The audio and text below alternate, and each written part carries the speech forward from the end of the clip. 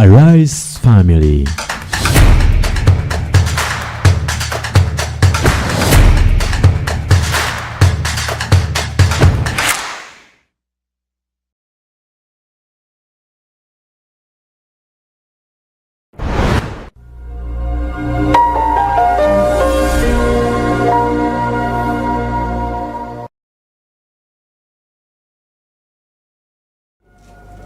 Yes, so good morning once again, and welcome to a segment of Take Note. Now, today we have a special guest with us in studios, and we are going to be discussing all things farming, all things food and agri-systems. Now, we have Doreen Akkware here in studio, the program head, Sustainable Agri-Food Systems at CEFROHT, and our topic for today is going to be the role of policy in supporting agroecology in Uganda. But of course, before we dive further into the discussion, kindly do send your greetings to the viewers. Dear viewers, my name is Akkware Doreen, the program head, Sustainable Agri-Food Systems, working with the Center for Food and Adequate Living Rights. Greetings out there, and I love you all. The Sustainable Agri-Food System program is dedicated to promoting ecological agri-food systems and in promoting adequate living rights, specifically the right to adequate food for the smallhold farmers, the youth, and the women. Okay, Ms. Doreen, just before we dive into that, kindly please make the people understand what agroecology is. Basically, agroecology is this sustainable farming practices that works well with nature. Yes. And according to the Food and Agriculture Organization of the United Nations, they defined agroecology to mean the science disciplines, a set of practices, and also a movement. However, when you look at this agroecology, it offers an integrated approach that combines ecological science, that combines traditional knowledge, that combines local innovations, and in this we see that we utilize the interactions between the human, the animals, and also the environment. So in that we see that there is resilience of diseases, of pesticides, and also there is promotion of biodiversity. And in that we see that there is also reduction in the use of these extensive inputs, and in turn we see that there is promotion of input reduction on our farming systems. Agroecology actually is responding, it has come up, it is recognized globally and also nationally as a viable solution to the conventional agriculture. That initially our traditional people or the ancient people used to use the sustainable way of farming. Yes. But later on there is a global movement that came and started telling people that conventional agriculture is the way to go. Okay. And that has not addressed the issue of food insecurity. We see that Uganda is facing food insecurity. There is loss of indigenous food. There is loss of food sovereignty. And in this, that even after Uganda having natural resources, we find ourselves facing food insecurity. And this is basically due to the conventional agriculture that is characterized with monocultures, that is also involving use of those extensive chemicals, which involves buying. At the end of the day, they deplete the soils and cause environmental degradation. They also have an impact on our human health. They have an impact on our health. So as CEFROHT, we've been working with the communities. We've been working with the local governments. We've been doing sensitizations. We go in the communities whereby we realize that there is this social exclusion there is also the unequal power, whereby we have the rights holders and also the duty bearers. Yeah. So our role is to empower the rights holders to claim for their rights, but also we support the duty bearers Yes. to fulfill their obligations in ensuring that there is governance, accountability, and the law.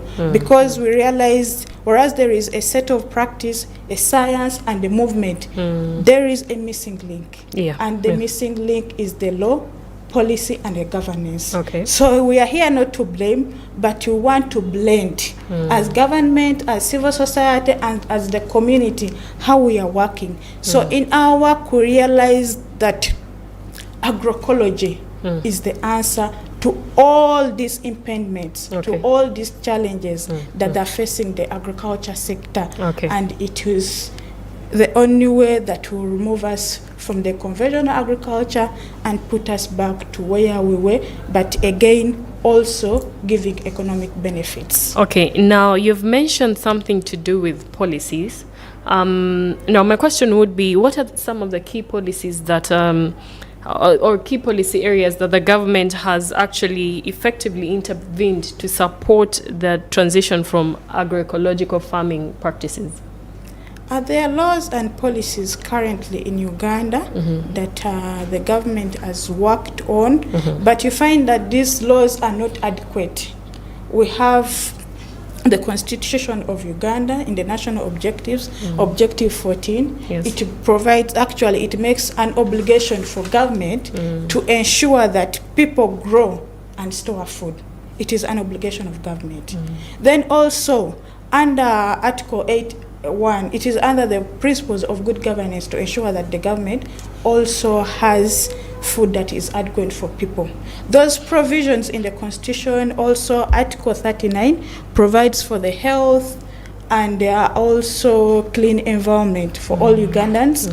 And I will not leave Article 45, whereby it embeds any right that is being left out, maybe health, anything, that the government is supposed to ensure that Ugandans have those rights. And the fundamental law is the Article 20 of the Constitution that provides for human rights, which are inherent. And you find that a right to food is an inherent right. So when you look at the Constitution, we have the NEMA Act, Section 3, that provides for health and clean environment. Then Section from 55 to upwards, it also provides for the ecosystem. Yes. And those laws all are rotating around the agroecology because they are supporting the ecosystem. We also have the National Agroecology, the National Organic Agriculture Policy that also talks about organic agric farming. So there are policies, and also the Food and Nutrition Policy of 2023. Last year, we were working on some of the revisions. So most of those policies, they are in promotion of agroecology, but you find that they are not implemented. And there are also those laws that, for example, the Food and Drugs Act, it prohibits adulteration of food. However, when you look at that particular law, it was a law that was enacted in 1954 during the Corona time, and you find like it is totally obsolete. Like it does not evolve with the trending, and a lot has evolved in agriculture. So the policies are there, but they are not like being implemented well. They are not embedded in the laws, that we feel government needs to work together with the district, local government, with the different stakeholders, and also involve these smallholder farmers because they are the ones who practice this agriculture.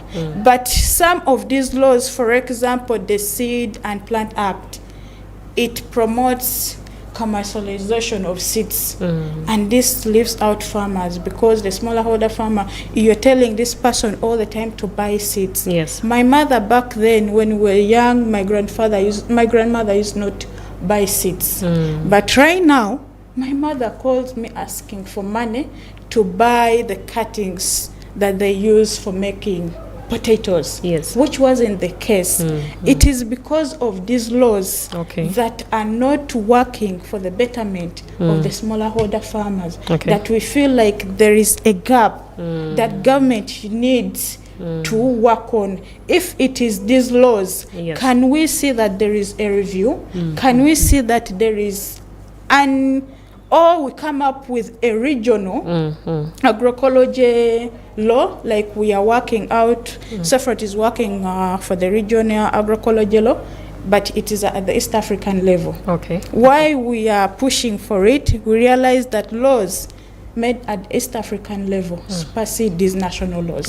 So the implementation at the East African level is far beyond with these Ugandan laws, because we cannot say that Ugandans have not done anything, or the government has not put in place laws. The policies are there, but the policies are not addressing the rights of the smallholder farmers. Now, Ms. Doreen, we have talked about the policies and some of them that actually prevent the smallholder farmers from actually doing what they need to do. Now, how can policies be designed to ensure that the benefits of agroecology, such as biodiversity, conservation, and climate resilience, are recognized and rewarded? For us to see that there is a realization of those policies, we feel like we call upon government and also civil societies to work with the district local government, because for you to ensure that there is biodiversity, there is economic diversification, and there is also access to fair markets, for you to ensure that there is fairness for these smallholder farmers as into the principles of agroecology, those laws that are already in existence, we need to ensure that they are implemented and they are put in place. As for example, I will use what we're already doing with the districts of Mukono, with the districts of Chiboga and Chankwas, whereby we signed with them MOUs and we tell them how agroecology is a viable solution to this conventional agriculture, and how it will help to increase the economic sense of these smallholder farmers. So in that, you work with the district government to decentralize the laws to the district level, and you ensure that you come up with bylaws, policies at the district and also at the parish level, such as laws to ensure that there is we call them earth markets. These earth markets ensure that the farmers, once they've grown their products agroecologically, they have a ready market where they can sell these products. And in that, it will bring in diversification. And also in the parishes whereby they stay, these farmers can work with the different stakeholders, different ministries. For example, Ministry of Health can work with Ministry of Agriculture to ensure that the food that is produced by the farmers in the parishes is supplied to the schools to ensure that there is safe access of nutritious food to these children. But again, you're addressing the issue of economic sense to the farmers and also handling the post-harvest losses. You're also handling the issue of food wastage, because during the value chain of the food from the garden to where it is going to be sold, there is a lot that happens. So for you to ensure that there is food, you need to network within the parishes. So we can come up with a community of practices where these farmers can sell to their schools and the school have nutritious food. You ensure that there is value addition, come up with those earth markets still in the same parishes whereby these agroecology products will be sold. And when you come up with those markets, it will be able to address also the issue of food that is sold by the conventional markets. Because when these people who come to buy those products realize that your product is free from anything that chemicals, of course they will be able to come back next time. Yes. And they will Yes. outlive the conversion product. Definitely. At the end of the day, we see that the local government is working in integration with the other ministries, and they are pushing. At the end of the day, these policies that are made at the local level, they will be able to ensure that they are also manifested at the national level.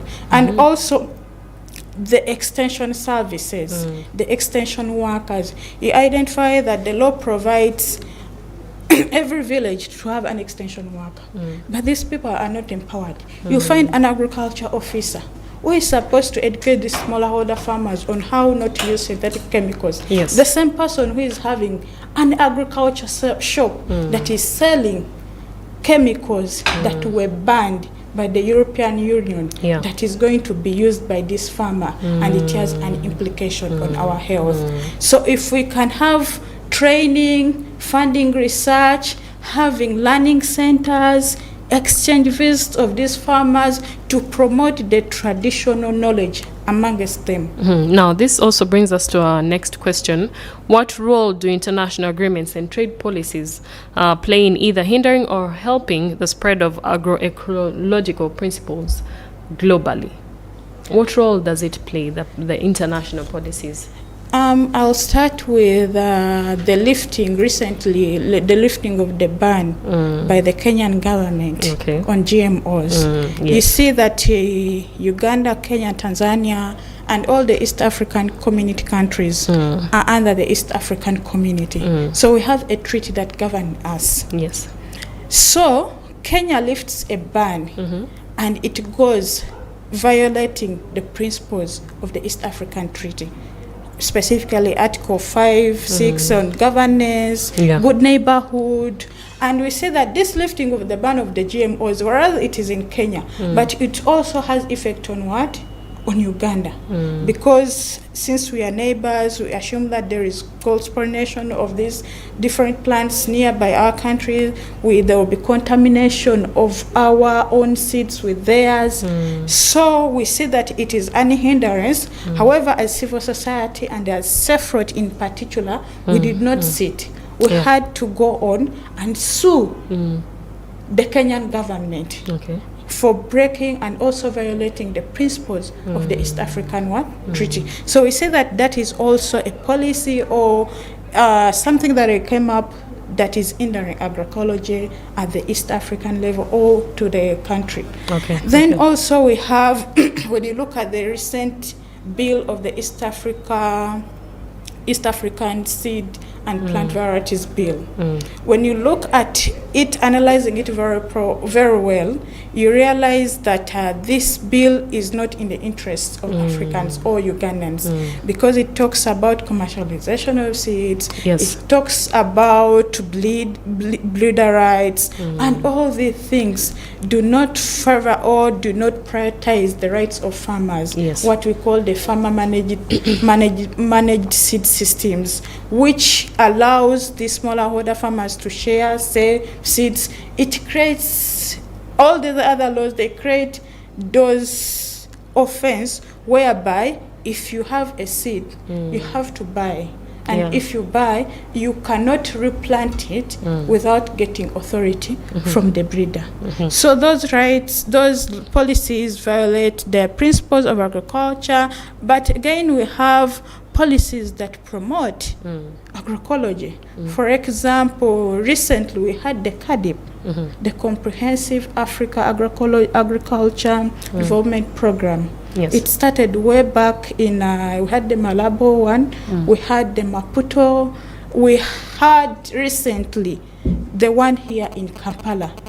Even when it talks about or interests the African countries to allocate 10% to agriculture, which in turn you'll be able to get 6% of the annual growth sector in agriculture. Still, countries like Uganda in particular, where the CADIP sat in January, you realize that the annual financial budget of 2025-2026 did not even implement what it talked about in the Carib. Okay. The 10% was not allocated, and in the budget we see agriculture was allocated 1.13%. Okay. So it is the implementation also back to our government. Now, Ms. Doreen, I'll have to cut you short. We have only a few minutes left, but kindly give us your parting shots. And in a minute, but also for policymakers listening, what do you think would be the immediate action they could start to foster a more agroecological approach in their jurisdiction? In just a minute. I feel like right now the agroecology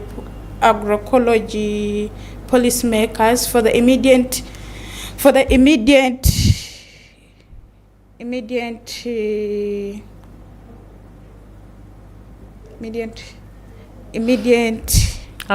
action, I would recommend that first of all, there are some chemicals that were banned by the European Union, but also there is a double standard whereby these chemicals are exported to Uganda. I would request the government, all those chemicals that were banned by the European Union to be scrapped off, and they should stop the importation of those products. Yes. Because those synthetic chemicals are affecting, they are hazardous, and they are causing harm to our products, to our health, to our environment, such as glyphosate, mancozeb, because there is also a chemical act that gives the board to restrict the distribution, the sale of those chemicals. Okay. So we wonder, why are they still in the market of Uganda? Okay. Thank you so much for listening. You're welcome. Well, that has been Miss Doreen Akkware, the Program Head Sustainable Agri-Food Systems at CEFROHT. And of course, we have been discussing all things agroecology. But yes, we have come to the end of the show, but please do stay tuned. We'll be coming right up with issues at hand. And of course, today is a Wednesday, meaning we have the Uganda We Want that will be running from 10 to 12 p.m. So definitely you want to look out for that. But it's time for me to wish you a beautiful day. I'll be seeing you later in the evening.